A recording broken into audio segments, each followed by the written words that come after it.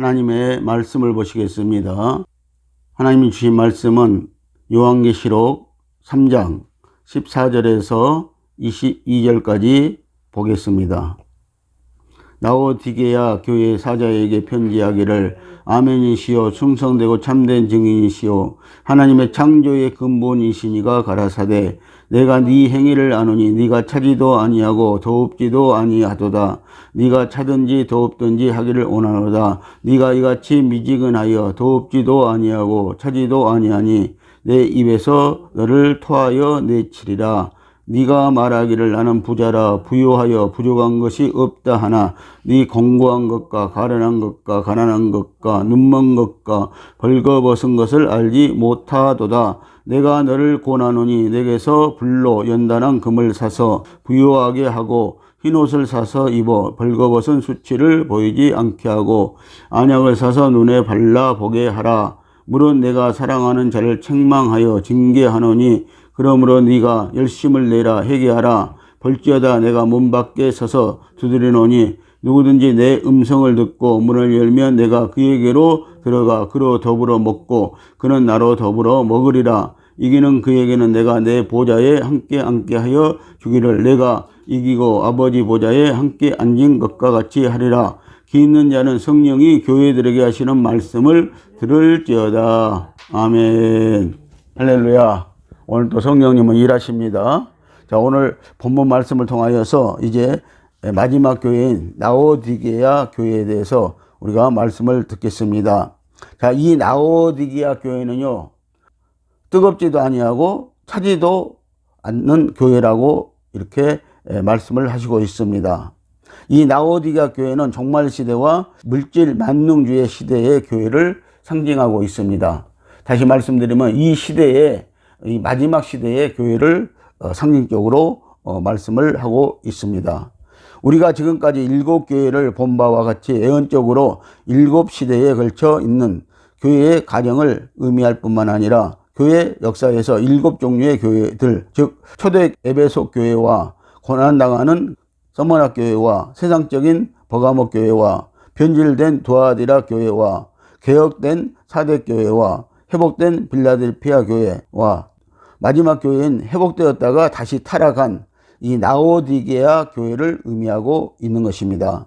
라오디게아의 뜻은 백성의 소리, 백성의 뜻, 백성의 판단입니다. 이 뜻을 유추해서 생각해 본다면 오늘날의 민주주의의 핵심은 모든 백성들에게 주권이 있는 것 같이 신앙생활의 중심인 교회의 행정, 치리와 조직에 있어서도 평신도들이 강한 발언권을 갖고 나오는 것이 바로 라오디게아라는 뜻과 일치되는 것입니다. 형식적으로만 집사들의 대표라고 장로들을 뽑아서 치리한다고 하지만 그 장로들의 영적 수준은 집사나 다를 바가 없습니다. 장로들 중에는 평신도 많도 못한 신앙의 소유자가 많이 있습니다. 심지어 술, 담배를 하면서 장로 노릇만 할 뿐 기도가 무엇인지 어떻게 하는 것인지 모르는 장로가 태반인 것입니다. 이것은 신본주의와는 전혀 상관없는 민주주의와 개인의 사상들을 서로 혼합시켜서 하나님의 일들을 처리하고 있는 것이 오늘날의 교회의 모습인 것입니다. 14절 말씀을 다시 보시겠습니다. 라오디게아 교회 사자에게 편지하기를 아멘이시오 충성되고 참된 증인이시오 하나님의 창조의 근본이시니가 가라사대라고 합니다. 아멘. 예수님이 라오디게아 교회에 나타난 모습인 것입니다. 라오디게아 교회는 아멘이신 예수님이 나타나셨고요. 또 충성되고 참된 증인으로 나타나셨다는 사실을 볼 수가 있고요. 또 창조의 근본이시니가 가라사대라고 하는 것을 보았을 때 이 예수님은 창조의 근본이시라고 이렇게 말씀을 하시고 있는 것입니다. 아멘이시오라고 합니다. 여러분들 아멘은 듣는 개념이 아니고 먹는 개념인 것입니다. 요한복음 6장 53절 말씀을 보십시다. 인자의 살을 먹지 아니하고 인자의 피를 마시지 아니하면 너희 속에 생명이 없느니라. 인자는 여기 예수님이시죠.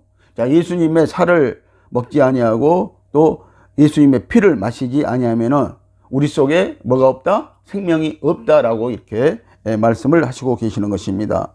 아멘이 누구입니까? 바로 예수 그리스도이십니다. 예수님이 아멘인 이유 중에 하나가 예수님을 먹어야 된다는 것입니다. 즉 말씀을 먹어야 된다는 것이 바로 아멘인 것입니다. 말씀은 듣는 개념이 아니고 우리 속 영에 들어오도록 먹는 개념인 것입니다. 아직 예수를 잘 모르고 믿음이 크지 않는 것도 내 생각 혼으로만 하나님의 말씀을 먹지 않고 듣기만 하니 지적인 부분인 혼만 커져서 영의 변화가 없는 것이고 그것이 일적으로 미성숙한 신앙으로 나타나는 것입니다. 다른 어떤 방법으로 신앙을 키우고 영적 사람이 될 수 있는 길은 없는 것입니다. 오직 하나님의 말씀을 먹어야 우리가 되는 것입니다. 하나님의 말씀을 먹으라면 먹어야 되는 것이지 그 외의 방법이 없고 길이 없는 것입니다. 지금이라도 늦지 않았습니다. 지금 이 말씀을 아멘으로 받아 먹으세요. 성경에서 하라는 대로 하십시오. 그것이 영계에 입문하는 최고의 지름길이고 계명을 지킬 수 있는 첩경인 유일한 길인 것입니다. 그래서 우리는 성령으로 이제는 이 말씀을 먹어야 된다는 것입니다. 그래서 요한복음 6장 63절에서는 하나님의 말씀이 영이요 생명이라고 말씀을 하고 있습니다. 그래서 우리가 성령으로 먹어야 되는 것입니다. 자, 말씀을 먹어야 되는 이유가 있습니다. 아멘은 예수님이시고 아멘 할 때는 예수를 먹는 것인데 왜 먹어야 되냐? 말씀은 예수님이십니다. 요한계시록 19장 13절을 보면은요. 자, 예수님의 이름이 말씀이라고 이렇게 말씀을 하고 계십니다. 말씀을 먹어야 그 말씀이 내 속에서 실체로 예수 그리스도의 생명으로 역사하게 되어집니다. 예수님을 부르고 먹는 자는 사망에서, 질병에서, 고통에서, 가난에서 구원받는다고 했으면 그 말씀을 그대로 먹어야 나에게서 그것이 실체가 되어서 실제로 내 몸에서 이루어집니다. 내가 먹는 그 말씀이 내 영혼의 실체가 되어지는 것입니다. 하나님의 말씀은 거짓이 없다고 하셨는데 우리가 말씀을 아멘으로 즉 받아먹지 않기 때문에 내 속에서 생명이 없으니 실제로 이루어지지 않는 것입니다. 우리가 예수 믿으면 구원받는다는 말씀도 내 속에 성령님이 오시어 나의 실체가 되어 예수를 구세주로 믿게 하는 것이지 내 자신의 생각으로 혼으로 예수님을 하나님으로 믿는 것은 절대 아니라는 것입니다. 예수님의 실체가 나에게 들어오셔서 나로 예수를 믿게 하는 것이지 내가 즉 내 혼이 주를 믿을 수 없습니다. 그러나 일반적으로 성도들은 자기가 예수를 믿었다는 생각을 가지고 있다는 것입니다. 여러분들 성령으로 아니하고는 예수를 주라고 시인할 자가 없다고 분명히 말씀을 하고 있는 것입니다. 고린도전서 12장 3절 말씀을 보시겠습니다. 그러므로 내가 너희에게 알게 하노니 하나님의 영으로 말하는 자는 누구든지 예수를 저주할 자라 하지 않고 또 성령으로 아니하고는 누구든지 예수를 주시라 할 수 없느니라. 아멘. 성령으로 아니하고는 우리가 예수를 믿을 수 없다는 것입니다. 예수를 알 수가 없다는 것입니다. 또한 말씀도 먹을 수 없다고 이렇게 말씀을 하시는 것입니다. 아멘 할 때 혼 생각이 차단되어지는 것입니다. 우리는 육의 입만 있는 것이 아니고 영의 입도 안에 있습니다. 육의 입은 실제의 영의 입의 그림자입니다. 실제로 영의 입이 있습니다. 여러분의 육체의 입보다 영의 입은 엄청나게 크고 이쁩니다. 육의 양식은 육의 입을 통하여서 배로 들어가지만 영의 양식은 영의 입을 통하여서 영으로 들어가게 되어지는 것입니다. 입을 벌린다는 것은 영의 입을 벌린다는 것이지 육의 입을 벌리는 것이 아니라는 것입니다. 그래서 시편 82편 10절 말씀을 보면요, 영의 입을 넓게 열라는 것입니다. 이 말씀이신 것이지 입을 10개 열면은 무엇을 준다는 말씀이 아닌 것입니다. 입을 넓게 열고 하나님의 말씀을 먹으라는 것입니다. 육의 입은 한계가 있지만 영의 입은 엄청난 신중성이 있어서 찢어지지 않습니다. 영의 생명 양식은 얼마든지 먹을 수가 있는 것입니다. 그러므로 입을 크게 벌리면 다른 생각이 나지 않으므로 영의 양식이 쏙쏙 들어가게 되어지는 것입니다. 내 생각이 없어질 때 예수 생명의 반응이 일어납니다. 이와 같이 내 생각을 지우는 방법이 아멘입니다. 이것은 감추어진 비밀인 것입니다. 내 생각이 없어지면서 내 영만이 반응해서 영적 생활을 할 수 있으니 그동안 변화되지 않던 것들이 모두 변화되어집니다. 내 생각, 혼이 죽을 때 예수의 생명이 반응해 주십니다. 생명을 부어주십니다. 그래서 예수는 곧 길이요 진리요 생명이 되는 것입니다. 예수님은 참된 증인이시라고 말씀을 하고 있습니다. 하나님의 증인이라 하면 하나님과 똑같은 모습을 나타내는 것입니다. 예수님은 하나님의 참된 증인이시라고 하니 예수님은 하나님을 그대로 표출하시는 분이시라는 것입니다. 우리가 증인으로 사마리아 땅끝까지 증인이 되어야 하는 것은 내가 예수 그리스도의 영으로 하나님의 형상, 곧 하나님의 신성인 거룩과 사랑을 다 표출하여 함을 말하는 것입니다. 그것이 진짜 하나님의 증인이라는 뜻입니다. 예수님께서 하나님의 참된 증인이라는 것은 예수님은 직접 하나님의 영을 받아 자기의 인성으로 살지 않고 오직 안에 계시는 하나님의 신으로 살아드렸기 때문에 참된 증인이 될 수 있는 것입니다. 이와 같이 우리도 우리의 생각으로 살지 않고 오직 우리 안에 계시는 예수 그리스도의 영으로 사는 것이 하나님의 참된 증인이 되어지는 것입니다. 그래서 우리가 성령으로 신앙생활을 시작했습니다. 그리고 우리가 성령으로 할 때 우리가 참된 증인이 되어진다는 것입니다. 성령은 그때그때 우리에게 또 하실 말씀을 주신다고 했습니다. 그래서 성령은 우리의 증인이신 것입니다. 우리가 라오디게아 성도들 같이 되지 않으려면 예수님이 지금 참된 증인의 모습으로 라오디게아 교회에 오신 것은 우리들은 예수 생명으로 살아 라오디게아 성도들처럼 살지 않기를 바라시는 간절함을 보이시는 것입니다. 그래서 여러분들 우리 주 예수 그리스도의 마음을 아시는 저와 여러분들이 되시기를 예수님의 이름으로 축복을 드립니다. 자, 예수님은 창조의 근본이시라고 말씀을 하고 있습니다. 자, 예수님이 창조하셨기 때문입니다. 여러분들 빌립보서 2장 6절에서 8절을 보면은요, 예수님이 하나님이시라고 분명히 말씀하시고 있고요. 그리고 골로새서 1장 15절에서 18절 말씀도 역시 예수님이 하나님이시고 창조자이시라고 말씀을 하고 있고요. 요한 1서 5장 20절에 보면은 예수님은 참 하나님이시라고 말씀을 하고 계시는 것을 여러분들 볼 수가 있는 것입니다. 그래서 우리가 자, 예수님이 하나님이셨다는 거예요. 그런데 예수님이 우리에게 오실 때는요, 하나님이 아들의 모습으로 나타나는 것 뿐이라는 사실을 여러분들 아셔야 된다는 것입니다. 그래서 예수님 속에는 곧 하나님이 계셨다는 것입니다. 이 창조라는 용어는 오직 하나님께서만 쓰시는 단어입니다. 우리가 신앙생활을 하면서 가장 놓치기 쉬운 것은 우리 주님은 온 세상의 주인이시며 우주 만물의 창조주이신 사실입니다. 이것을 놓치게 되면 감사도 놓치게 됩니다. 특히 풍요 속에 살면서도 이 감사를 잊고 산다면 그야말로 배은망덕한 소치가 되어지는 것입니다. 우리는 하나님이 만물을 창조하셨다는 이 하나만을 깨닫고 있지 않는다면 하나님께 충성할 뿐만 아니라 모든 감사를 드리게 되어 교만함이 없어지며 또 주님만을 기쁘시게 하는 신앙생활을 할 수 있게 되어지는 것입니다. 또 하나님은 더 나아가 하나님이 창조의 근본 되심을 알기를 원하시는 것입니다. 창조와 창조의 근본은 다릅니다. 창조는 우리 눈에 보이는 모든 자연 만물을 주님이 창조하셨다는 것이지만 창조의 근본은 하나님이 창조하신 그것을 재료로 하여 인간이 만들어 놓은 모든 것까지도 근본으로는 하나님이 창조하신 영역 안에서의 창조가 된다는 것입니다. 예를 들어 TV는 사람이 만들었지만 그 TV를 만들 수 있는 모든 근원, 재료는 이미 하나님이 창조하신 자연 만물 속에 있는 것으로 해서 만들 수 있었다는 것입니다. 그런데 라오디게아 교회 성도들이 창조의 근본에 대해서 알지 못함으로 자기들이 이루어 놓은 것으로 알고 하나님께 감사치 않는 것입니다.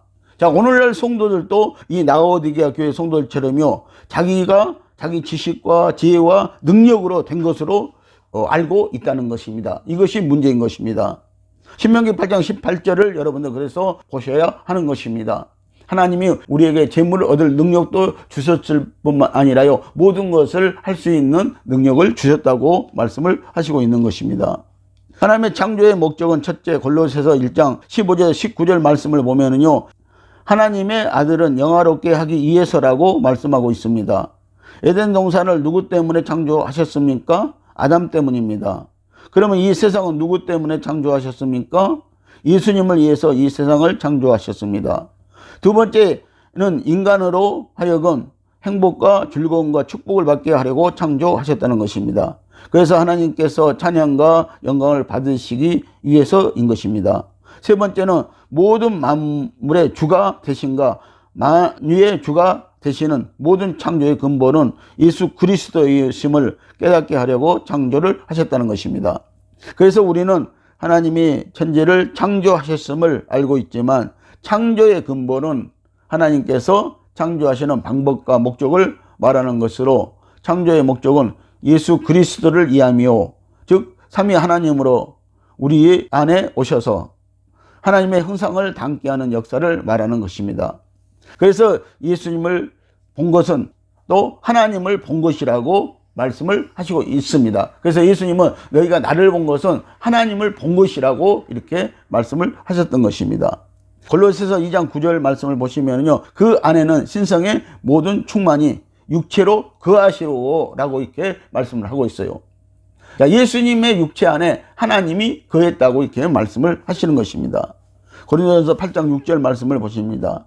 그러나 우리에게는 한 하나님 곧 아버지가 계시니 만물이 그에게서 났고 우리도 그를 위하여 또한 한 주 예수 그리스도께서 계시니 만물이 그로 말미암고 우리도 그로 말미암았느니라고 이렇게 말씀을 하십니다. 아멘.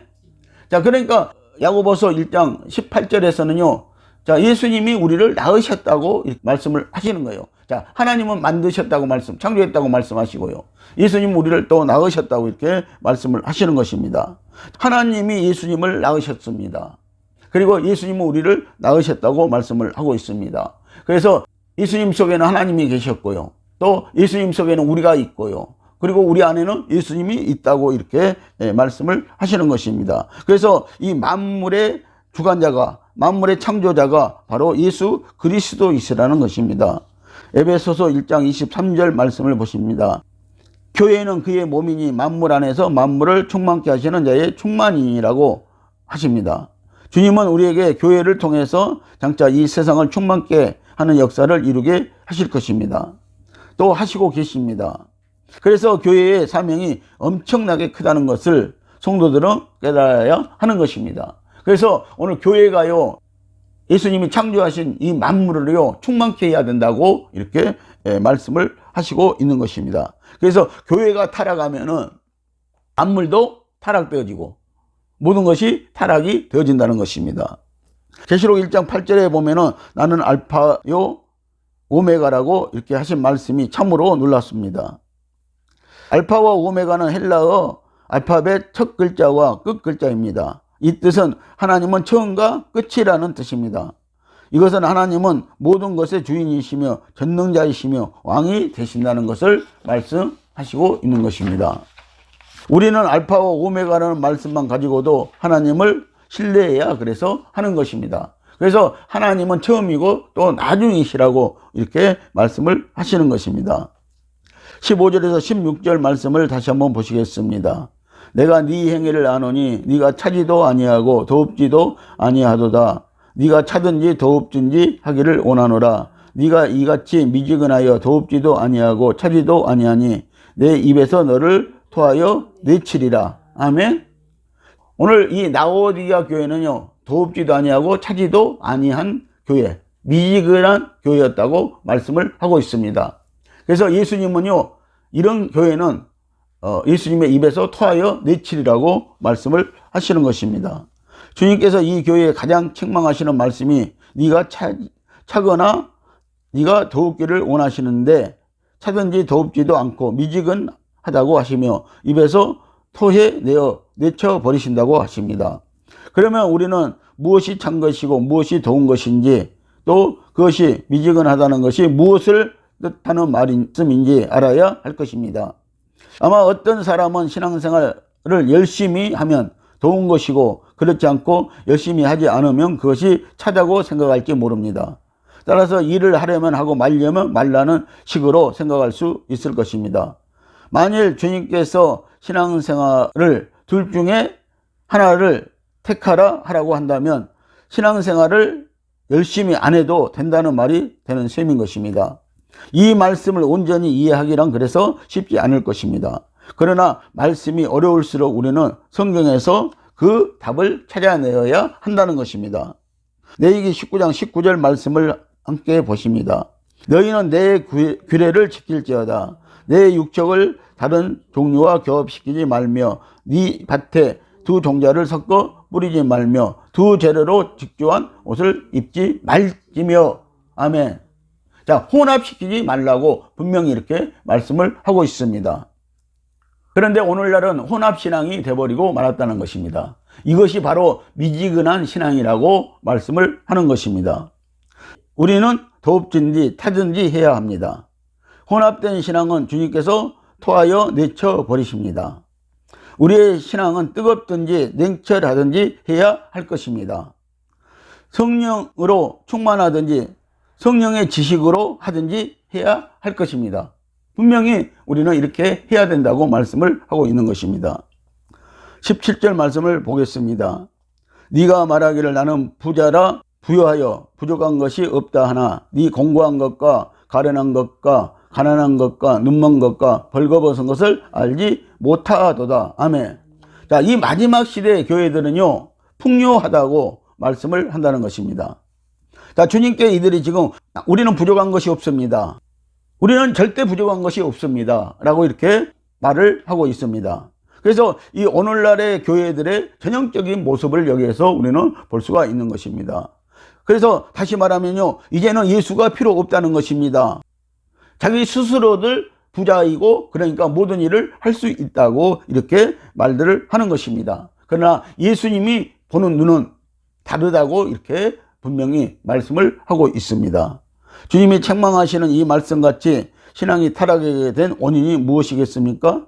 그것은 바로 신앙생활 속에서의 찬 것과 미지근한 것과 뜨거운 것이 무엇인지를 모르는, 즉 율법과 복음에 대해 전혀 알지 못하고 신앙생활을 하기 때문입니다. 이 두 가지가 섞여진다는 의미를 분명히 모른다는 것입니다. 그래서 이들은요 혼합되어서 지금 이렇게 신앙생활을 하고 있다는 것을 알지 못하고 있다는 것입니다. 오늘날 우리 신앙이 그렇다는 것입니다. 이렇게 율법과 복음을 섞어서 미지근하게 신앙생활을 함으로 그들은 마태복음 19장 20절에 그 청년이 가로되 이 모든 것을 내가 지켰사오니 아직도 무엇이 부족하니까 라고 부자 청년과 같이 율법은 무엇이든지 다 지켰다고 하는 것이 자칭 부자라고 하는 것이고 부유하다는 것입니다. 오늘날 그리스도인들 중에 신앙생활을 열심히 하고 가정에 물질이 있고 자녀들이 특별히 문제가 없으면 하나님께 축복받은 가정이라고 합니다. 그러나 사실 그들의 생활 깊숙한 곳이나 심령 속에는 공고함이 있고 가련한 것이 있고 가난한 것이 있습니다. 사람의 눈에는 부자이고 부유하다고 하겠으나 하나님의 눈에는 계명을 하나도 이루지 못하고 있으면서도 계명을 이룬 줄로 알고 있는 그들이 불쌍하게 보이는 것입니다. 다시 말해 벌거벗은 줄을 모른다는 것입니다. 그들은 예수를 잘 믿고 의롭게 살고 있는 편입니다. 그러나 그들의 의는 하늘나라에는 아무 쓸모가 없는 의인 것입니다. 그러니까 자기의 의로들 살고 있다는 것입니다. 여러분들, 성령으로 하지 않는 의는 하나님이 인정하여 주지 않는다고 분명히 말씀을 하시고 있는 것입니다. 솔로몬도 많은 부와 지혜를 가지고 부정함이 없다고 살았으며 많은 사람들이 그를 부러워하였습니다. 심지어 에디오피아 그 시바 왕도 그 부와 지혜를 배우기 위해서 먼 길을 와서 솔로몬을 만나고 감탄하며 돌아갔습니다.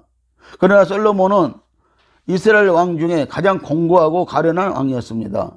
그는 많은 재물을 가진 만큼 첩을 두었고 그 첩의 수만큼 우상을 섬겼습니다.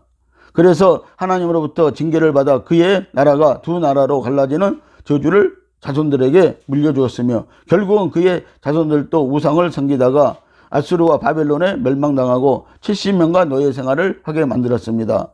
참으로 가련한 불쌍한 왕이었습니다. 솔로몬은 그의 부와 그의 지혜로 말미암아 자기가 벌거벗은 줄을 모르고 잘났다고 살다가 오히려 자손들까지 구렁텅이에 빠뜨리는 허황된 삶을 살고 말았다는 것입니다. 그래서 여러분들 항상 10장에서 11장의 말씀을 잘 찾아보시기 바랍니다. 전도서 1장 2절과 8절 말씀을 함께 보십니다. 전도자가 가로되 헛되고 헛되며 헛되고 헛되니 모든 것이 헛되도다. 만물의 피곤함을 사람이 말로 다 할 수 없나니 눈은 보아도 족함이 없고 귀는 들어도 차지 아니하는도다 라고 이렇게 하셨습니다. 아멘.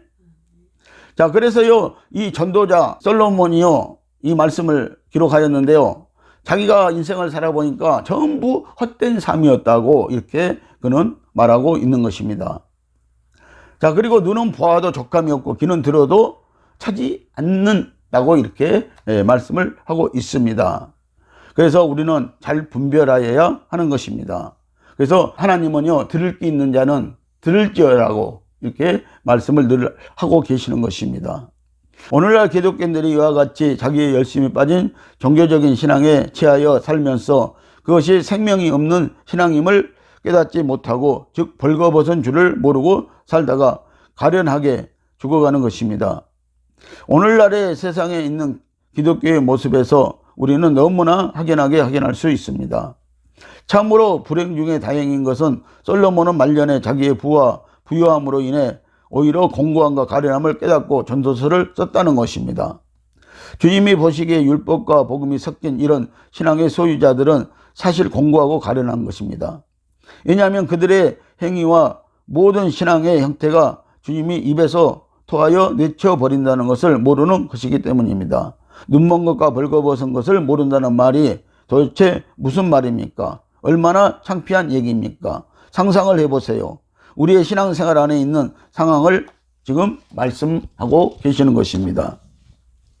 18절 말씀을 함께 보십니다. 내가 너를 권하노니 내게서 불로 연단한 금을 사서 부유하게 하고 흰옷을 사서 입어 벌거벗은 수치를 보이지 않게 하고 안약을 사서 눈에 발라보게 하라. 아멘.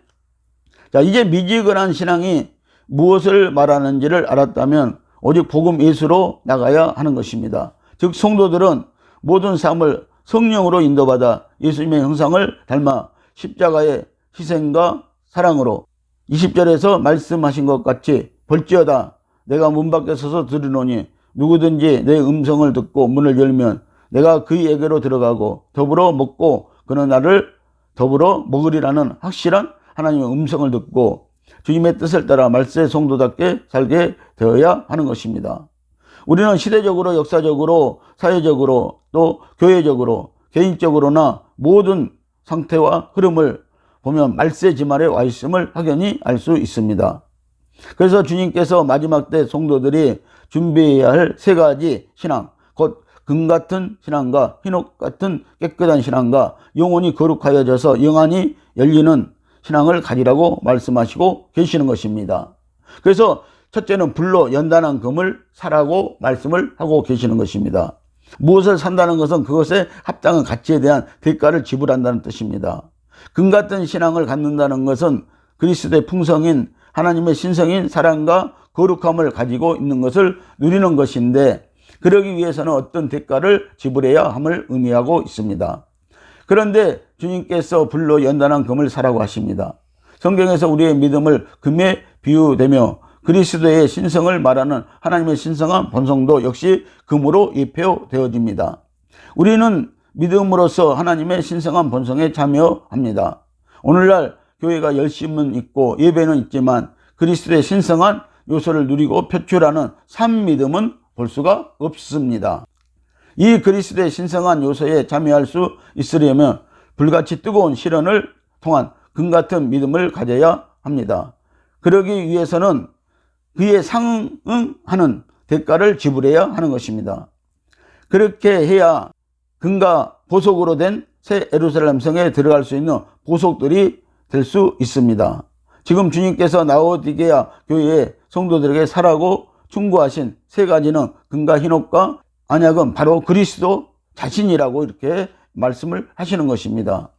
여러분들 예수님을 사십시오. 세상에서 그 무엇보다도 예수님을 사시는 것이 오늘날 우리에게 큰 복이라는 사실을 여러분들 깨달아야 하는 것입니다. 그리고 우리가 사는 길이라고 여러분들 아셔야 하는 것입니다. 주님이 사라고 하신 불로 연단한 금은 우리가 예수 그리스도의 신성한 본성을 표출하는 것으로 우리의 삶 믿음입니다. 우리가 이와 같은 신앙이 되기 위해서는 예수 그리스도와 같이 하나님의 신성을 모두 표출할 수 있으려면 정금이 되기 위해서 24번 불 속에 들어갔다 나와야 되듯이 많은 연단을 받아야 할 것입니다. 그래서 이 정금이 되기 위해서는요, 이 불도가니 속에요, 1300도 이상이 되는 이 불도가니 속에 24번을 들어갔다 나와야 99.999%의 정금이 되어진다고 이렇게 말씀을 하십니다.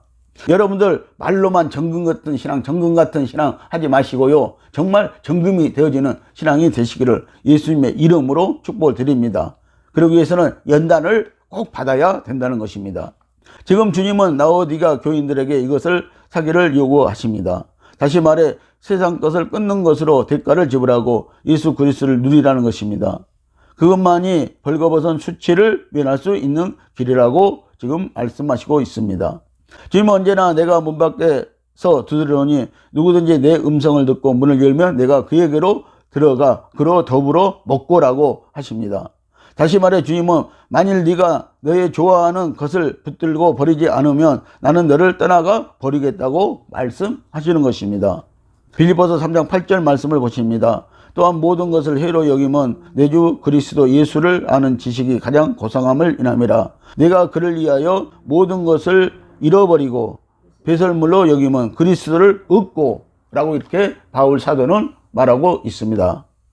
여러분들 우리가 그리스도를 얻기 위해서는요, 자, 모든 것, 필요하지 않는 것, 예수 외에는요, 배설물로 여길 줄 아는 그런 신앙이 되어야 한다고 말씀을 하시는 것입니다. 흰옷을 사 입으라고 합니다. 또 주님은 흰옷을 사라고 하십니다. 이는 흰옷을 입어서 그들의 벌거벗은 수치를 보이지 않게 하기 위함입니다. 비유에서 옷은 행위를 상징하고 있습니다. 여기에서 옷은 주님이 인정하시는 우리의 영적 행위를 말하고 있습니다. 따라서 이 흰옷은 우리로 통해 표출된 예수 그리스도이십니다. 그래서 이 갈라디아 3장 27절을 보면요, 우리는 이미 예수 그리스도로 옷 입었느니라. 성령 받은 자들은 이미 예수 그리스도로 옷을 입고 있다고 말씀하고 있습니다. 그런데 오늘날 이 옷을 벗어버리고 다니는 자들이 너무 많다는 것입니다. 지금 이 라오디게아 교회 성도들이요, 이 옷을 벗어버렸다고 말씀하고 있는 것입니다. 그래서 다시 너희들은 흰 옷을 사서 입어야 된다고 말씀을 하고 있는 것입니다. 그래서 우리의 여기 벌거벗음에서 그리스도를 입힘으로 모든 수치를 가려지게 되어집니다. 그러므로 흰 옷을 사라는 것은 우리도 우리의 행실을 예수님이 하나님의 신성을 나타내신 것과 같이 예수 그리스도를 표출하라는 것입니다.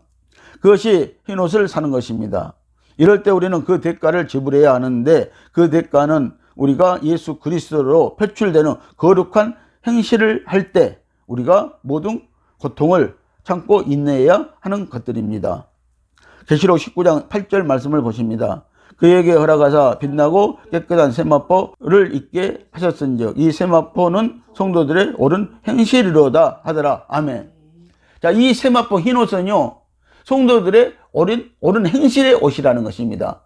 여러분들 어떤 종파에서는 흰옷을 사입으면은 후교된다고 흰옷들을 사입고요 모인 적이 있었는데요, 그것이 아니라요, 우리의 행실, 믿음의 행실, 예수 믿었으면 그 예수님 같이 그 행실들을 나타내야 한다고 이렇게 말씀을 하시고 계시는 것입니다. 자, 이제 마지막 이 안약을 사서 눈에 발라보라고 합니다. 또 주님은 우리에게 안약을 사서 바르시라고 합니다.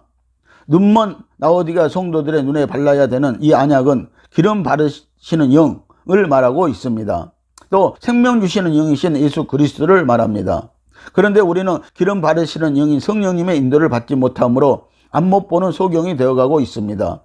우리에게는 많은 지식이나 지혜가 필요한 것이 아니라 우리 속 깊은 곳에 자리 잡고 있는 것을 볼 수 있는 영적인 눈에 기름을 바르는 것입니다. 우리는 이 기름 바르시는 영으로부터 우리의 눈에 기름이 발라지지 않아서 성령으로 조명받지 못하므로 우리는 우리의 죄를 보지 못하고 있습니다. 특히 내면 깊숙이 있는 우리의 모든 저주의 줄들, 죄의 성향들을 우리는 영안이 열려지지 않아서 내가 가난한 것과 가련한 것과 벌거벗은 것을 보지 못하고 있다는 것입니다. 그래서 오늘날의 모든 그리스도인들은 영적으로 수치를 당하고 있으면서도 알지 못하는 것입니다. 안약이 누구라 했습니까? 예수 그리스도입니다. 우리가 내 자아를 버리면 그것이 예수 그리스도로 사는 것의 대가를 지불하는 것입니다. 이런 대가를 지불한다면 우리는 영안이 열려 곧 성령님의 조명을 받게 될 것이고, 그 조명하심에 우리의 내면에 깊숙이 있는 모든 죄악성, 곧 죄의 성향까지도 모두 보게 되는 역사가 일어날 것입니다. 이런 역사가 나타날 것입니다.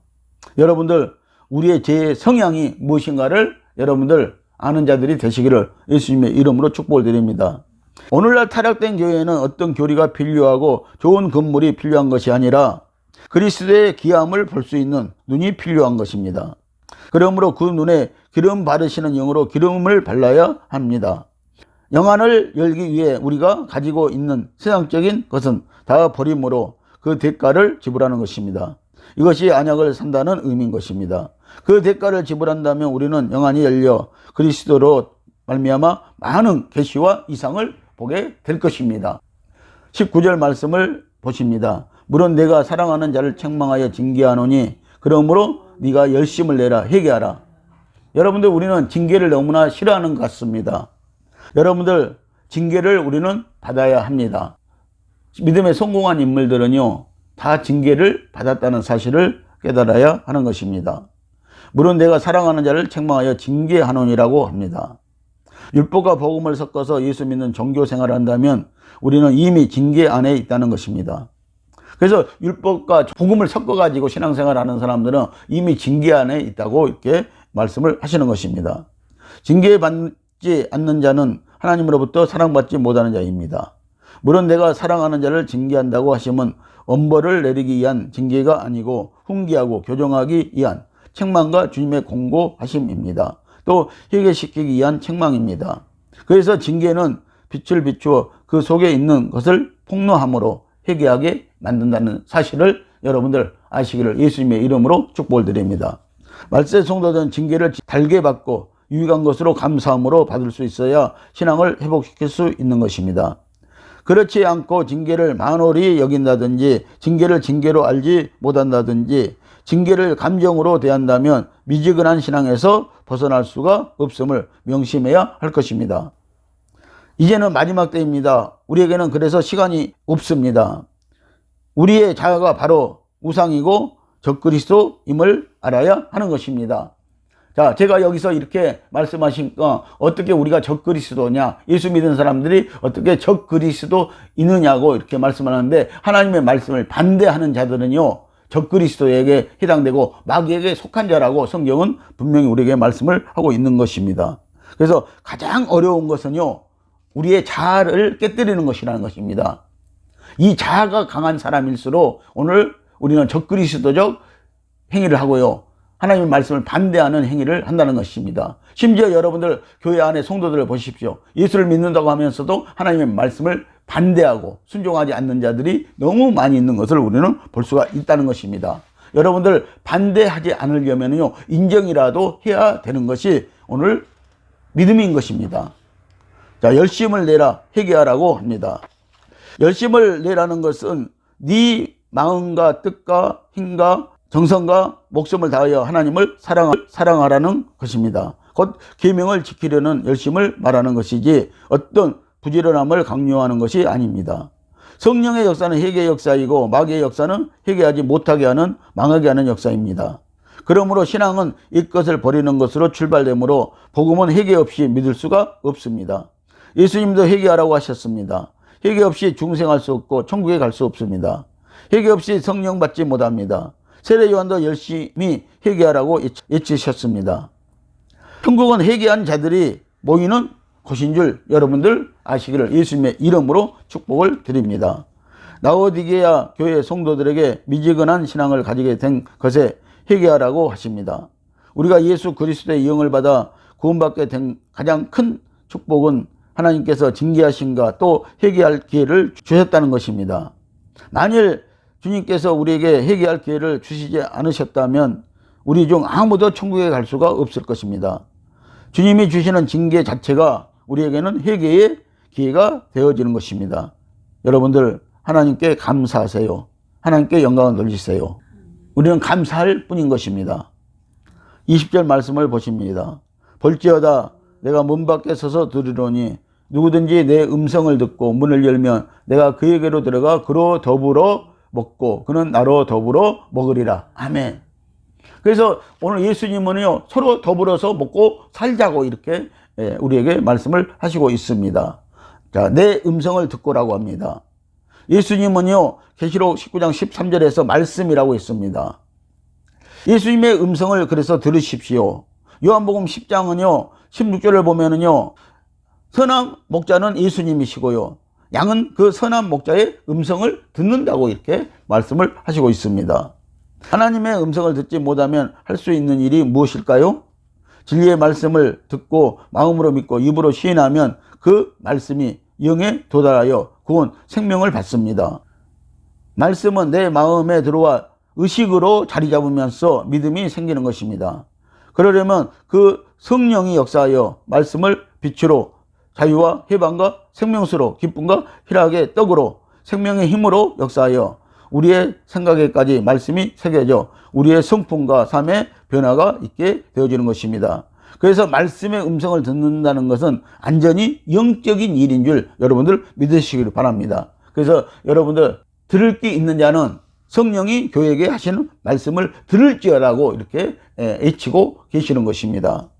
하나님의 음성을 듣는 일이 어떻게 세상의 일이겠습니까? 그리스도인이 생각하고 말하는 것은 모두 영적인 것이며 또 영적인 것이 되어야 한다는 것입니다.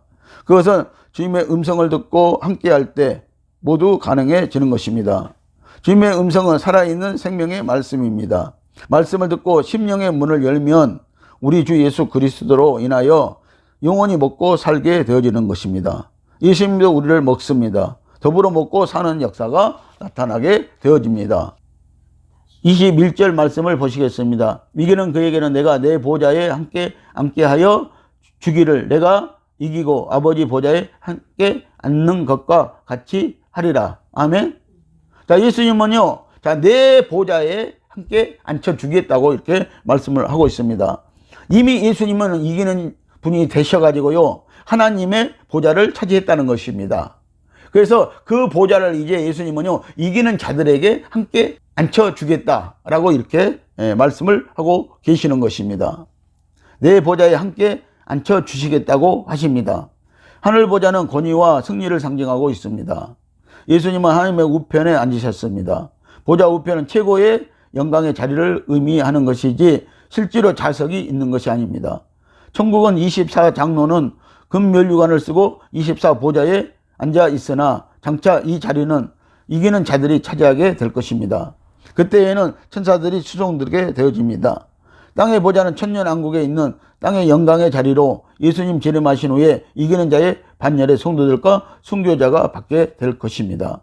라오디게아 성도들이 만일 물질의 부요함과 타락한 환경 속에서도 모든 유혹과 제약을 이기고 승리하면 하늘 보좌에 앉게 되는 영광을 누리게 될 것입니다.